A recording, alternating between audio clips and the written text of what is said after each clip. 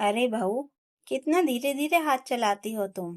तुम्हारी जगह अगर काव्या इस घर की बहू बनकर आई होती तो वह तो फुर्ती से सारा काम निपटा लेती। सास के ताने को सुनकर अनन्या की आंखों में आंसू आ गए। आज रोहन की चाची जी का परिवार लंच पर घर आ रहा था। अनन्या के पति रोहन की भी छुट्टी थी।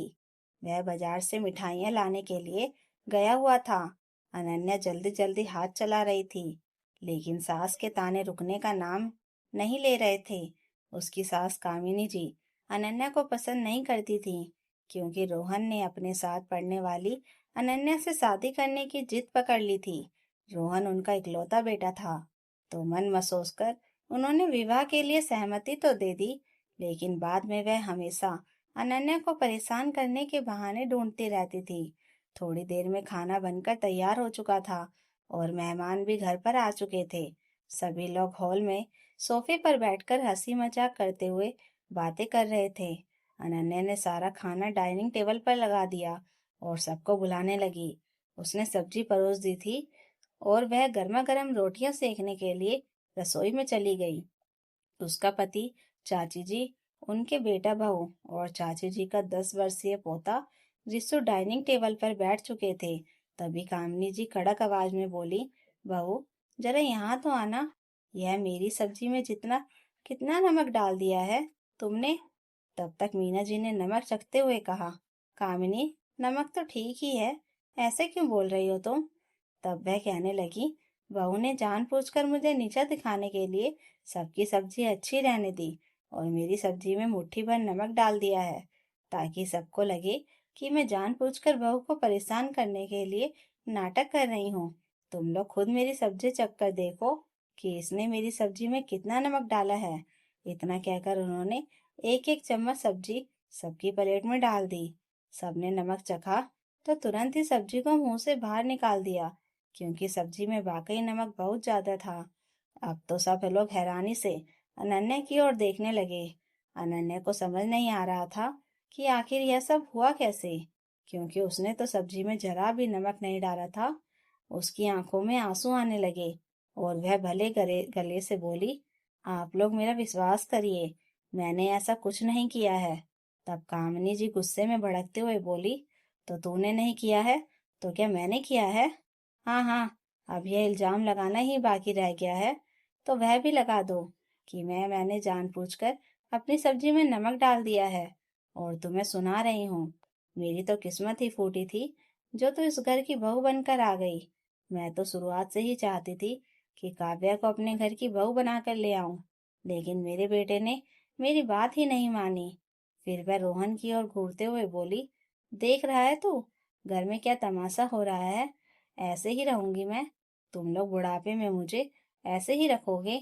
आज तो मेरे हाथ पांव चल रहे हैं, तो बहू रानी यह नौटंकी दिखा रही है, कल को पता नहीं क्या होगा। इससे अच्छा तो मैं अपनी रसोई अलग कर लेती हूँ। भाई, अपना आराम से अलग बनाऊंगी खाऊंगी। सभी मेहमानों के सामने अनन्या लज्जित सी बैठी थी। उसे समझ नहीं आ रहा था कि वह सास के लिए क्या करे कि वह खुश रहे। उसकी आंखों से झरझर आंसू बहने लगे। तभी चाची जी के पोते रिसु ने अपने पापा का मोबाइल उठाकर एक वीडियो चला दी। वह बीच बीच में मोबाइल लेकर वीडियो बना रहा था। वीडियो देखकर सभी घर वाले हैरान रह गए, क्योंकि सब्जी खराब करने वाला कोई और नहीं बल्कि खुद कामिनी जी ही थी। वीडियो में साफ साफ दिखाई दे रहा था कि उन्होंने डाइनिंग टेबल पर बैठते ही सबसे पहले अपनी कटोरी में ढेर सारा नमक मिला लिया था। यह सब देखकर अब कामिनी जी किसी से नजर नहीं मिला पा रही थी। रोहन झटके से खड़ा हुआ और गुस्से में बोला, क्या तमाशा है ये? घर में मेहमान आए हुए हैं और तुम यह सब कर रही हो? आखिर घर की बहू को बदनाम करके तुम्हें क्या मिलेगा? कामिनी जी सकपका गई थी। आज अनन्या भी चुप नहीं रह पाई। वह भरे गले से बोली, माँ जी, आप आज तक मुझे धमकी देती थी कि मैं रसोई अलग कर लूंगी ताकि लोग मेरे बारे में कुछ बोले, लेकिन आज मैं खुद आपके सामने हाथ जोड़कर कह रही हूँ कि आप रसोई अलग कर लीजिए। पता नहीं कल को आप खाने में क्या मिला दें और सारा इल्जाम मुझ पर आए कि मैंने ही आपका खाना खराब किया है। अब तो मुझे आपके लिए कुछ पकाते हुए भी डर लगेगा, इसलिए आप अपनी रसोई अलग ही कर लीजिए। इतना कहकर वह रोते हुए अपने रूम में चली गई। मीना जी कहने लगी, कामिनी, तुम्हें इतनी अच्छी बहू मिली है, लेकिन तुम्हें उसकी कदर ही नहीं है। अरे, बुढ़ापे में तो इंसान सोचता है कि मुझे बस भर पेट खाना मिल जाए, बाकी अपनी जिम्मेदारियों से मुक्त होकर वह अपने शौक पर ध्यान लगाता है। लेकिन तुम तो अपना ही घर बर्बाद करने पर तुली हुई हो। ऐसा करके तुम्हें क्या मिल जाएगा? अब कामनी जी क्या बोल सकती थी। मीना जी कहने लगी, अच्छा, हम लोग चलते हैं। तब रोहन बोला, नहीं चाची जी, इतना सारा खाना बना है, आप लोग कम से कम खाना तो खा लीजिए, नहीं तो मुझे अच्छा नहीं लगेगा। तब तक कामनी जी भी शर्म के मारे उठकर अपने रूम में चली गई थी।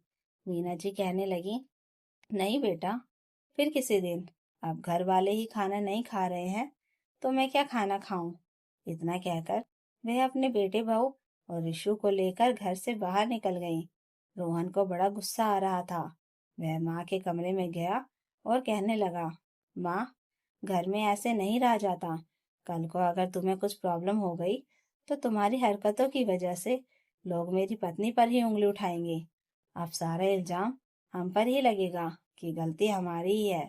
लेकिन जिसे जो कहना है कहने दो। लेकिन मैं खुद भी यही चाहता हूँ कि तुम अपनी रसोई अलग कर लो। भले ही तुम्हें खुद खाना नहीं बनाना है तो मैं एक कुक लगवा देता हूँ और उसे सैलरी भी मैं ही दे दिया करूँगा। लेकिन तुम्हारा खाना अब मेरी बीवी नहीं बनाएगी। रोहन अपना फैसला सुनाकर रूम से बाहर चला गया और उसने अपनी पत्नी को भी साफ साफ समझा दिया था कि अब से तुम माँ के लिए खाना नहीं बनाओगी। अगले दिन ही रोहन ने अपनी माँ के लिए एक कुक लगवा दी थी और कुक को साफ निर्देश दे दिया था कि माँ जो भी कहे उन्हें बनाकर खिला दिया करना। साथ ही रोहन चाहता था कि अनन्या भी अब जॉब कर ले ताकि वह माँ की नज़रों से दिन भर दूर रहे और दोनों में कोई बहस ना हो। इसलिए उसने अनन्या से जॉब ढूंढने के लिए कहा। वह खुद भी कोशिश कर रहा था। जल्द ही अनन्या को जॉब मिल गई थी। उसे भी ठीक ही लग रहा था कि अपनी पढ़ाई लिखाई का वह सदुपयोग करेगी, वरना घर में बैठकर सास का दिल जीतने के चक्कर में तो बस वह समय ही बर्बाद कर रही थी। घर में आए तेजी से इस परिवर्तन से कामनी जी हक्की बक्की रह गई थी। बहू तो अब खुलकर अपनी जिंदगी जी रही थी, अपने सपनों को पूरा कर रही थी। वहीं कामनी जी रोज कुक के हाथों का खाना खाकर परेशान हो गई थी। कुक को बढ़िया से खाना बनाना आता ही नहीं था। वह उसे अपने स्वाद के हिसाब से खाना बनाने के लिए सिखाती थी तो वह चिढ़ जाती थी और एक दो दिन नहीं आती थी। जब कामनी जी ने इस बात की शिकायत रोहन से की तो रोहन कहने लगा, पहले अनन्या अच्छे से खाना बनाकर खिला रही थी, तब तुम्हें ही तो जानबूझकर अपना खाना बिगाड़ना था, क्योंकि तुम्हें बहू को परेशान जो करना था। अब कुक तो तुम ही मैनेज करो, मैं क्या कर सकता हूँ। साल भर तक ऐसे ही चला। कामनी जी कुक के हाथों का खाना खाकर परेशान हो गई थी तो आखिरकार उन्होंने बहू से ही बात करने का फैसला लिया। एक दिन अनन्या ऑफिस से घर आई तो उन्होंने धीरे से कहा, बहू, मुझे तुमसे कुछ बात करनी है। अनन्या चौंक गई क्योंकि इस पूरे एक साल में सास ने उसकी ओर ठीक से देखा भी नहीं था। वह धीमे कदमों से चलते हुए उनके पास गई तो वह भरे हुए गले से कहने लगी, बहू, मुझे माफ कर दो। मैं शुरुआत में तुम्हें बहुत परेशान करती थी। मैं सोचती थी कि तुम्हारी जगह मेरी मनपसंद बहू आई होती तो हम लोग मिलजुल कर रहते। लेकिन तुम तो अपनी तरफ से मेरे लिए हर एक काम मन से कोशिश करने की कोशिश कर रही थी। तुम जितना ही मेरा दिल जीतने की कोशिश करती थी उतना ही मेरा मन तुम्हारे लिए कड़वाहट से भरता जा रहा था। लेकिन मैं गलत थी। बहू के रूप में तुम भी अच्छी ही थी, लेकिन मैंने ही हमारे रिश्ते को खराब कर लिया। भले ही तुम मुझे स्वार्थी समझो, लेकिन आज मुझे यह एहसास हो रहा है कि कुक के हाथों का खाना खाकर मैं ज्यादा दिनों तक जी नहीं पाऊंगी। तुम प्लीज इस कुक को हटवा दो। मेरे घुटनों में दर्द रहता है तो मैं बैठे बैठे सब्जी काटने में और खाना बनाने में तुम्हारी जो भी मदद हो सके कर दूंगी। खाना हम दोनों मिलकर बना लेंगे, लेकिन मुझे अब कुक के हाथों का खाना नहीं खाना है। क्या तुम मुझे माफ करके एक मौका नहीं दोगी? अनन्या एक टक से सास का चेहरा देखने लगी। कुछ पलों की चुप्पी के बाद कामनी जी भीगे स्वर से बोली, देखो बहू, अगर भविष्य में मैंने कोई भी गलत हरकत की तो उसके बाद से तुम कभी भी मेरे लिए कुछ मत करना। बोलते बोलते वह रोने लगी।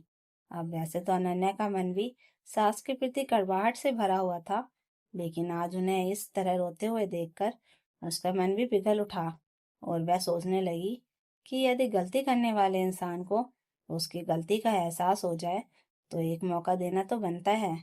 वैसे बात तो यह भी सही थी कि अगर कहीं भी अच्छे कर्म किए जाए तो कहीं ना कहीं से उन अच्छे कर्मों का फल लौटकर जरूर आता है। इसलिए उसने अपनी सास को माफ कर दिया। अगले दिन से कुक को आने के लिए मना कर दिया। अब खाना दोनों सास बहू मिलकर बनाती थी। कामनी जी ने कान पकड़ लिए थे कि अब वह कभी भी बहू को जानबूझकर परेशान नहीं करेंगी, क्योंकि बेटे के कठोर कदम ने उन्हें यह एहसास दिला दिया था कि बहू के रूप में यदि अनन्या भी घर आई है तो वह भी अपने फर्ज अच्छे से निभा सकती है। तो दोस्तों, अगर कहानी अच्छी लगी हो तो लाइक कीजिए, कमेंट कीजिए और हाइप बटन दबाकर हमें और कहानियाँ लाने के लिए मोटिवेशन दीजिए और चैनल को सब्सक्राइब जरूर कर लीजिएगा। Thank you for watching.